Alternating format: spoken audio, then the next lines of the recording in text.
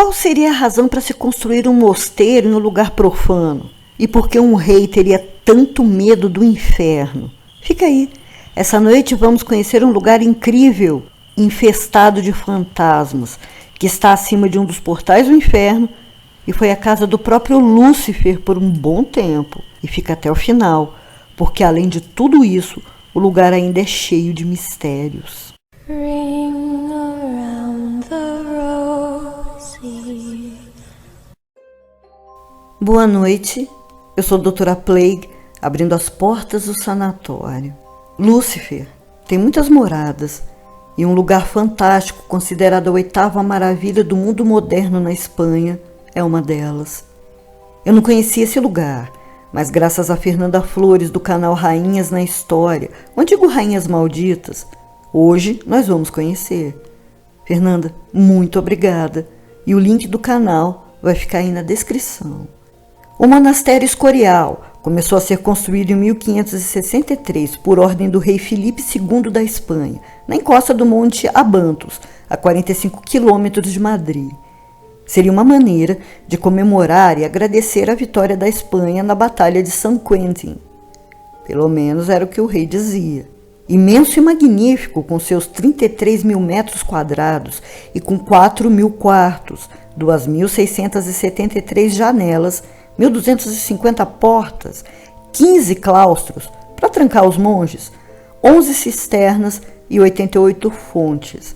Isso sem contar no número absurdo de livros, obras de arte e relíquias de santos. Tudo isso é muito valioso.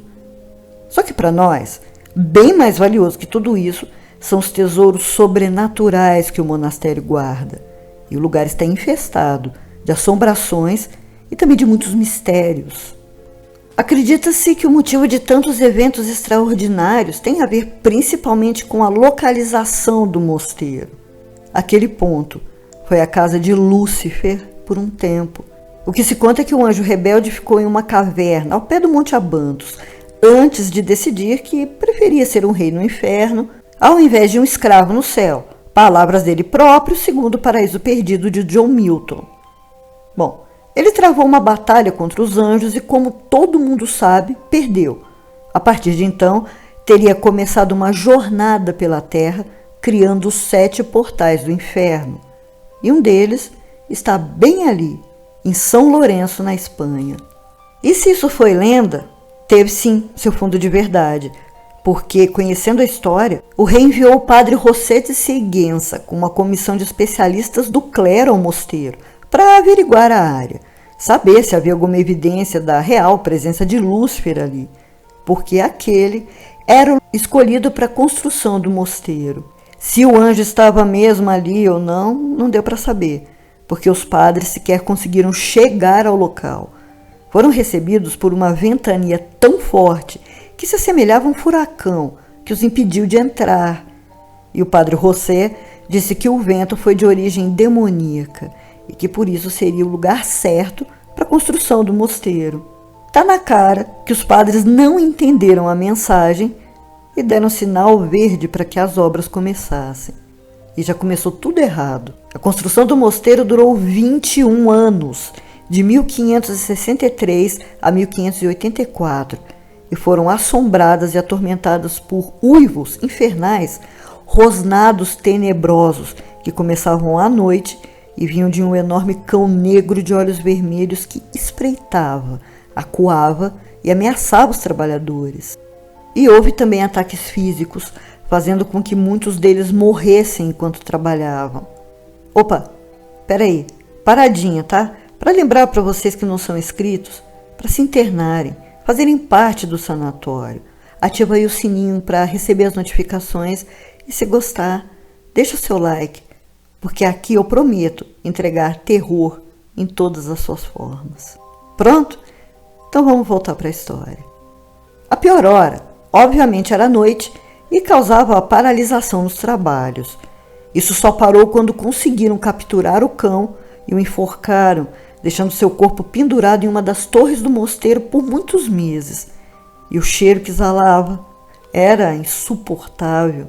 Mas parece que havia outra intenção, além da comemoração, uma intenção obscura para o mosteiro ser construído exatamente ali, já que há toda uma simbologia na arquitetura, uma simbologia oculta, tudo planejado e ordenado pelo rei Filipe, que vai desde o formato da construção, baseando-se parte num templo de Salomão, com a geometria de um quadrado, um círculo e um triângulo, como era no templo, que segundo a Bíblia teria sido projetado por Deus. Estaria então o rei querendo selar o portal para o inferno? Ou só sossegar Lúcifer, que ainda poderia estar ali? Parece que isso só ele mesmo vai saber. Ele também ordenou que fosse construída uma imensa biblioteca, que é uma maravilha à parte. Além de seus manuscritos raros e 15 mil livros, sendo em sua maioria sobre ocultismo, magia e alquimia. Isso tudo foi porque o rei estava muito focado, eu diria obcecado, em encontrar a pedra filosofal. Há também obras de arte e toda a biblioteca foi feita em estilo renascentista. Objetos como globos terrestres e astrolábios, também presentes ali, fizeram com que na época muita gente considerasse o lugar uma heresia. Mas não é só isso. Visitantes dizem que ao entrar hoje na biblioteca, sentem uma energia forte e totalmente diferente. E talvez eles nem saibam, mas não estão sozinhos ali. A biblioteca serviu de refúgio para reis e monges que buscavam um conhecimento proibido para eles. E ficaram por lá mesmo, depois da morte. Há relatos de espíritos de monges pelos corredores que parecem nem se importarem em dividir o espaço com os vivos. São espíritos calmos, amistosos, não interagem, também não fazem mal a ninguém. Outro ponto no mosteiro com fantasmas ilustres é a cripta real, chamada de Panteão dos Reis.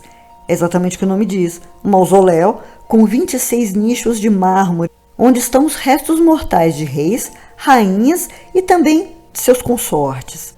Lá há muita energia concentrada, mas não é uma energia ruim. Lá são ouvidas vozes, sussurros, risadas e claro que de vez em quando os monarcas dão o ar da sua graça para os vivos, mas ficam pouco tempo e desaparecem logo em seguida. O mosteiro também guarda segredos, muitos. Dizem que um deles é a existência de um tesouro em algum lugar nas montanhas e que é guardado pela imagem de São Lourenço de Huesca, que fica na fachada principal do mosteiro, com um olhar fixo num ponto exato, que seria onde o tesouro estaria e que aquele olhar fulminaria qualquer um que tentasse encontrá-lo. Que tesouro seria esse se toda a riqueza estava ali no mosteiro? E mais um mistério aí. Qual a razão da existência da chamada Sala dos Segredos? É um cômodo sem nenhum móvel ou decoração, de aspecto mórbido e assustador, com um eco que repete tudo o que é falado ali. O pior não é isso. O pior é que, em meio às palavras repetidas, o eco também traz de volta palavras que a pessoa não falou. O cão negro de olhos vermelhos é visto caminhando pelos corredores. Já era desde a época do rei, mesmo depois de morto, nunca saiu de lá. Além de sua busca obcecada e incansável pela pedra filosofal, o rei Filipe II estava sempre estudando ocultismo e parecia viver com medo de algo sobrenatural e bem poderoso. Talvez algo até que ele mesmo tenha evocado. O rei passou a maior parte de sua vida colecionando relíquias religiosas que estão expostas no mosteiro, 7.422 ao todo, e entre elas, 11 corpos incorruptos de santos, 306 ossos e 144 crânios. A maioria ficava exposta nos altares, mas sabe-se que algumas, e sei lá porquê, foram colocadas nas fundações da construção. Há quem diga que fosse uma proteção contra maldições. Proteção essa que talvez não tenha sido tão eficaz assim contra uma força oposta tão grande. No ano de 1598, nos dias antes da morte do rei, uivos tenebrosos e latidos começaram a ser ouvidos do lado de fora do Escorial. O cachorro preto de olhos vermelhos que assombrava os corredores do mosteiro estava agora esperando pela alma do rei para levá-la até o portal. E ele parecia saber disso. Em seu leito de morte, ordenou que fossem levados até ele algumas das relíquias: o braço de São Vicente Ferrer, o joelho de São Sebastião e a costela de São Albino de Angers. E ainda disse ao filho Filipe III que iria sucedê-lo, para que ficasse ali, para ver como era o fim de um monarca. Estaria ele preparando o menino para alguma coisa? A verdade é que o rei Felipe passou sua vida toda com medo do inferno. E o real motivo, só ele sabe. Muito obrigada por assistir. Eu repito, se você ainda não é inscrito, se inscreva, se interne, ative as notificações e dê o like. Logo eu volto com mais um lugar perdido no mundo, mais um lugar onde os fantasmas são os donos. Doutora Play, fechando as portas do sanatório. Boa noite.